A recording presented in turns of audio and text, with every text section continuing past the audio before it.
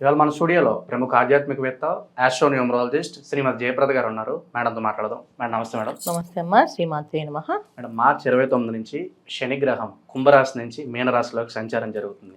దీని ప్రభావం ధనుసు రాశి వారి మీద ఎలా ఉండబోతుంది? జనరల్గా కుటుంబంలో కొంచెం ప్రేమ అభిమానాలు కొంచెం ఎక్కువగా ఉంటే ఇబ్బంది ఏం లేదు. ప్రేమ ఆప్యాయతగా మాట్లాడడం, తెలిసిన వాళ్ళతో బంధువులతో వాళ్ళతో ప్రేమగా పలకరించడం, వీళ్ళకి ఉన్నంత దాంట్లో హ్యాపీగా ఉంచడం, ఎదుటి వాళ్ళని చేయడము, అన్నిటికంటే మాట చాలా ముఖ్యం.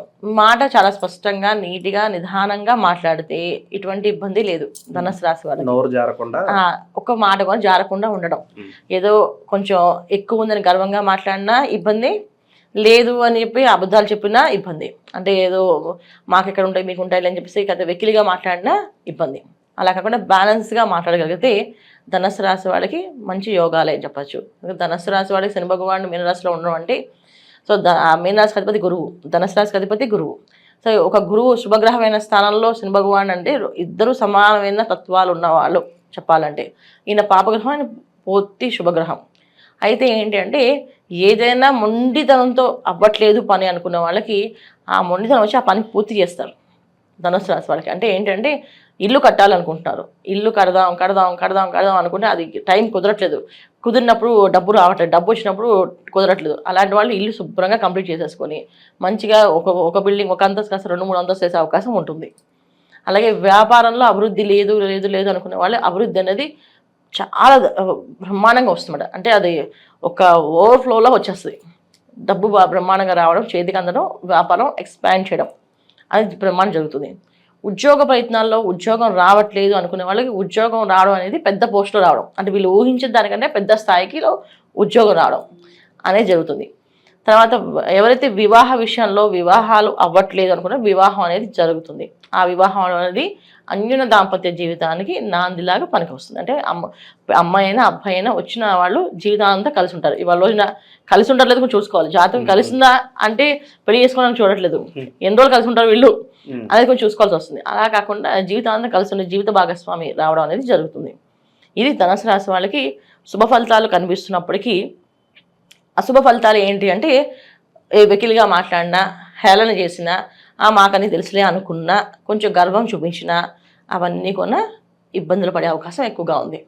ఇది ధనుసు రాశి వాళ్ళకి. తర్వాత కోర్టు సమస్యలు, కోర్టు నుంచి సంబంధించిన విషయాలు కానీ, తర్వాత ఏదైనా పోలీస్ సంబంధించిన ప్రాబ్లమ్స్ ఉన్న వాళ్ళు మాత్రం జాగ్రత్తగా ఉండాలి. ఎందుకంటే శని భగవాన్ కర్మకారకుడు కనుక ఇప్పుడు ఆ శిక్ష నీకు పడాలి కనుక ఆ శిక్ష నీకు వేయించే తిరుగుతాడు. ఇది ఇక్కడ మళ్ళీ గోచార ఫలితాలు ఇవి.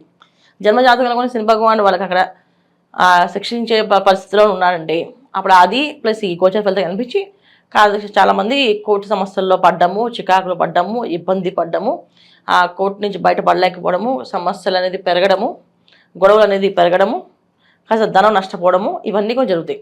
ఇవన్నీ ఎప్పుడు జరుగుతాయంటే వాళ్ళ జాతకంలో కూడా శని భగవాన్ యోగకారకుడు కాకపోతే, శని భగవాన్ యోగకారకుడు అయి ఉంటే ఈ గోచర ఫలితాలు అనేది మీరు వెళ్ళకపోయినా ఒక రోజు కోర్టులో పడాలంటే స్నేహితుల కోసం తోడు వెళ్ళినా సరే మీరు కోర్టులో ఉన్నట్టు కదా ఆ రోజంతా, అలాంటి శిక్షలు పడతాయన్నమాట.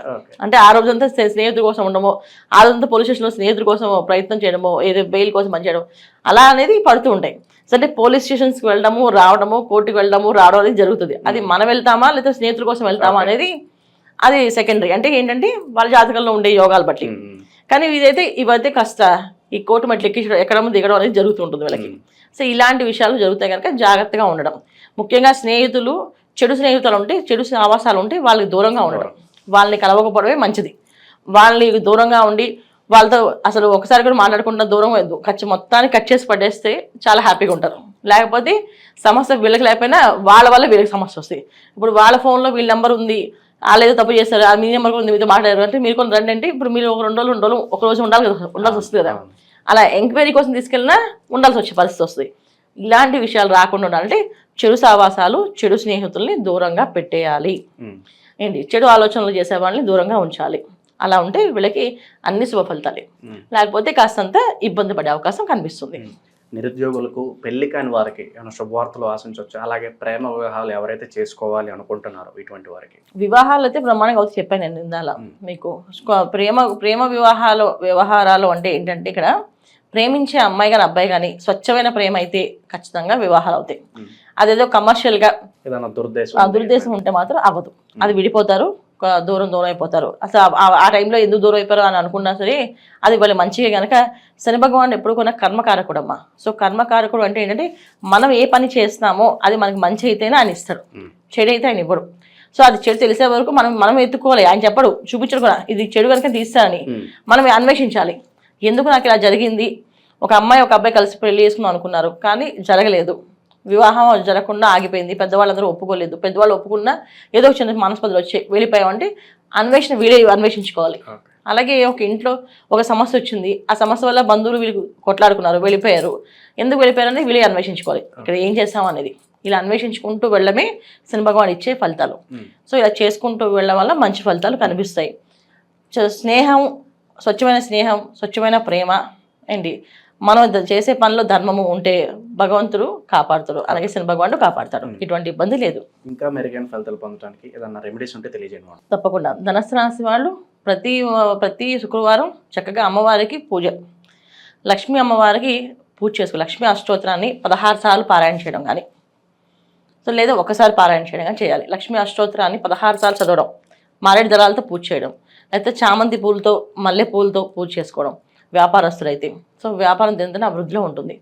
లేదంటే కనీసం ఒకసారైనా అష్టోత్తరం చదివి అమ్మవారికి దీపం పెట్టి నైవేద్యం పెట్టుకోవడం. క్షీరాన్నాన్ని నైవేద్యం పెడుతుండవు. ప్రతి శుక్రవారం పొద్దున్న 6 గంటలకి సాయంత్రం 6 గంటలకి దీపారాధన అనేది ఇంట్లో ఉండడం. ప్రతినిత్యం దీపారాధన చేస్తే చాలా చాలా మంచిది. కానీ కొంతమంది చేసే అలవాటు లేని వాళ్ళు శుక్రవారం ఖచ్చితంగా చేయడం అలవాటు చేసుకోండి. అలాగే సాయంత్రం చేసే అలవాటు చేసుకోండి. శుక్రవారం పొద్దున్న సాయంత్రం చేసి ఆర్థికపరమైన ఇబ్బంది రాకుండా బయటపడతారు. లేకపోతే ఆర్థికపరమైన ఇబ్బందులు కనిపిస్తాయి కనుక ఎప్పుడైతే చతుర్థ స్థానం కాస్త బాధింపబడుతుంది కనుక ఇబ్బంది పడతాం కనుక సో దీపారాధన చేయడం వల్ల ఆ దీపం వెలుగులో మన దినదిన అభివృద్ధి అనేది కనిపిస్తుంటుంది. జనరల్ శని భగవానుడు అంటే మనం ఏదైనా శనేశ్వరుడు అనగానే భయపడుతుంటాం. ఇది ఇలాంటి శని ప్రభావం వస్తుంది, అర్ధాష్ట శని వస్తుంది, అష్టమ శని వస్తుంది అని చెప్పేసి. సో ఎక్కడ మనుషులు ఎక్కడ ఎవరో ఏది క్రమశిక్షణ పెట్టరు. మనలో ఉన్న ఒక రూపం ఏదైతే ఉందో అది బయటపడుతుంది. సో ఆ మనలో ఉన్న రూపాలు ఏంటంటే చాలామందికి మంచితనం అనేది కొంతమంది ఉంటుంది, కొంతమందికి చెడు లక్షణాలు ఎక్కువగా ఉంటాయి. సో చెడు లక్షణాలని కమ్మి దాచిపెట్టేసి మంచి రూపంలో వేసుకుంటూ నడిచే వాళ్ళందరినీ ఆయన ఆ చెడు రూపాన్ని బయటపెడతాడు. అలాగే మంచి లక్షణాలు ఉన్న వాళ్ళకి ఆ మంచి రూపానికి ఒక గుర్తింపు అనేది ఇస్తాడు. అది శని భగవానుడు చేసే మెయిన్ క్రమశిక్షణ. కర్మకారకుడు అంటే కర్మని మన కర్మ అనేది ఏంటి అంటే మన గత జన్మలో చేసుకున్న కర్మని ఎలా చేసుకున్నామో ఈ జన్మ తీసుకుంటాం. ఈ జన్మలో మనం చేయాల్సిన పనులు ఏవైతే ఉన్నాయో అది ఆయన చేపిస్తాడు ఖచ్చితంగా. ఒకరు కష్టపడుతున్నారు, బాగా ఇబ్బంది పడుతున్నారు, అధిక కష్టం ఎక్కువగా ఉంది అంటే వాళ్ళు అలా పడి తర్వాత అదృష్టాన్ని అందుకోవాలన్నమాట. అందుకని ఆ కష్టం పడేలాగా చేస్తాడు ఆయన. అందుకే కష్టపెట్టాడు అని అనుకోకూడదు. ఆ కష్టం ఒక విలువ తెలిస్తేనే మనకు ఆ సుఖం విలువ తెలుస్తుంది. సో ఒకసారి కష్టపడ్డాము అంటే ఈ కష్టానికి సుఖం అనేది వస్తుంది అని అర్థం. అందుకని ఆ విలువ తెలియడానికి ఆయన చేస్తుంది. అందుకే శని భగవానుడు రావడం అంటే ఒక విధంగా ఒక బాధ్యతగా తీసుకొని మనం మారడానికి ఒక అవకాశము, మనం మారుదాము అనుకుంటే చాలా బ్రహ్మాండమైన ఫలితాలు కనిపిస్తాయి. శని భగవానుడు ఎప్పుడు కూడా ఎవరికైనా సరే వాళ్ళకి కావాల్సిన జాతకంలో వాళ్ళకు ఉండే యోగాన్ని ఇవ్వడం తప్ప ఆయన కొత్తగా ఏమి పక్కన చేర్చి ఏమి ఇవ్వడు. వాళ్ళ యోగంలో ఏదైతే ఉందో అది పూర్తిగా పరిపూర్ణంగా అనుభవించడం చేస్తాడు. మన జాతకంలో మనం కష్టపడే అవకాశం ఉంది, రాసి ఉంది అంటే కష్టపడతాం. లేదు మన జాతకంలో అదృశ్య యోగం ఉంది అంటే ఖచ్చితంగా అదృశ్య యోగాన్ని అందుకుంటాం. ఈ అదృశ్య యోగానికి ఈ తర్వాత ఈ కష్టపడడానికి కారకుడు ఎవరంటే శని భగవానుడు కర్మకారకుడు. సో అందుకే ఆయన మకర రాశికి కుంభరాశికి అధిపతి అంటే కర్మస్థానం, లాభస్థానం. సో జనరల్గా మనం చూసుకుంటే 10వ స్థానం 11వ స్థానం అవుతుంది. 10వ స్థానం అంటే కష్టపడడం ఎలాగో, 11వ స్థానం అంటే లాభపడడం ఎలాగో. అంటే 10వ స్థానంలో కష్టపడడం నేర్పిస్తే తర్వాత సుఖపడి చూపిస్తాడు ఆయన. ఈ విధంగా ఉంటుంది కనుక శని భగవానుడు యొక్క తత్వాన్ని మనం అర్థం చేసుకొని ఆయనకి ఏది నచ్చుతుంది తీయగా మాట్లాడడము, ఎదుటి వాళ్ళని నొప్పించకుండా ఉండడము, మనం తల్లిదండ్రుల దగ్గర మన భార్య పిల్లల్ని బాధ్యతగా చూసుకోవడము, అలాగే ఈ పద్ధతుల్లో మనం ఎవరితోనైనా మాట్లాడినప్పుడు స్పష్టంగా నిదానంగా చెప్పడము, నచ్చలేదు అని మొహం మీద చెప్పకుండా నచ్చట్లేదు అని నిదానంగా చెప్పడం అనేది చేసుకుంటూ వెళ్తే అన్ని అనుకూలంగా మారుతాయి. ఇది శని భగవాన్ ఒక తత్వం. ధనుసు రాశి వారు అందరికి కూడా శుభ ఫలితాలే జరగాలని చెప్పి మనస్ఫూర్తి కోరుకుందాం మేడం. ధన్యవాదాలు. నమస్తే అమ్మా. శ్రీమాతే నమః.